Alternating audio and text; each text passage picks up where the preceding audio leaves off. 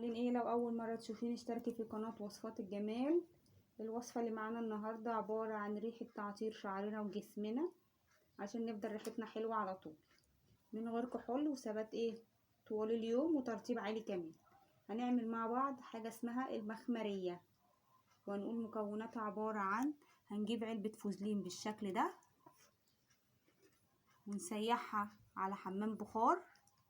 لازم نسيح الفوزلين يبقى معانا بالشكل ده. وهنجيب مسك ابيض، نحط حبة كده من المسك. ثواني عشان مش عايز ينزل.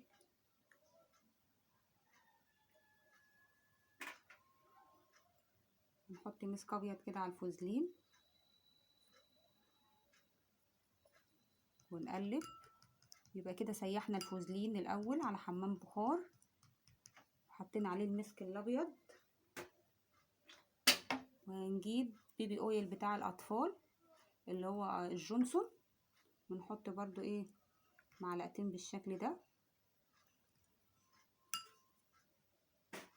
ونقلب. المخمرية دي من انواع الترطيب الجميلة للشعر وللجسم. هنقلب كده كويس بالشكل ده. لو عندك زيت ياسمين ماشي حطي عليها. بصي عشان تدينا ريحة اقوى هنرش عليها اي نوع برفن انتي بتحبيه.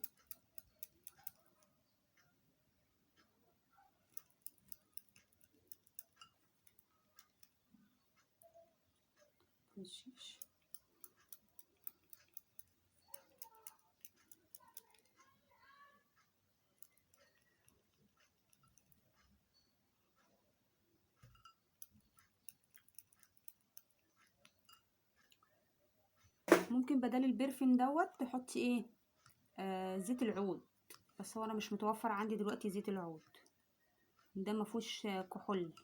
زيت العود اللي هو المركز. وهتبقى المخمريه معانا بالشكل ده.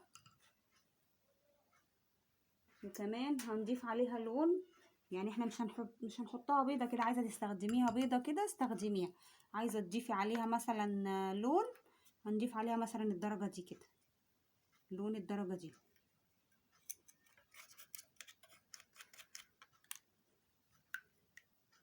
يديها لون كده. حطي عليها اي لون، ازرق احمر.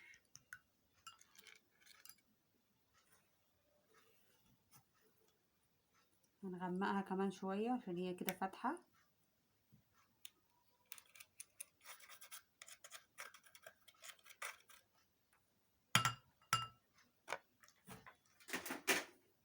وكده المخمريه معانا جاهزه بالشكل ده. يبقى كده حطينا الفوزلين وحبه مسك ابيض، وضفنا عليهم كمان بيبي اويل اللي هو الجونسون. ولو عندك زيت عود حطي، ما عندكيش عايزه تزودي الريحه بتاعتها حطي اي نوع برفان انت بتحبيه، يعني متواجد عندك. وكده تبقى جاهزه معانا المخمريه بالشكل ده.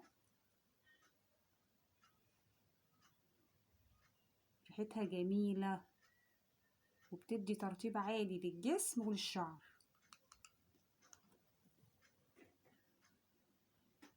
ونفضيها بقى في اي عبوه زي دي كده.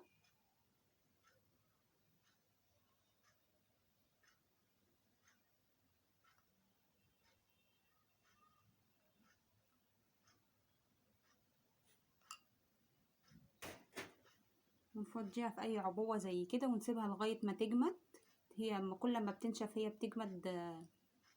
وكده تبقى المخمريه معانا جاهزه بالشكل ده. يا رب تكون الوصفه عجبتكم. ما تنسوش اللايك. سلام.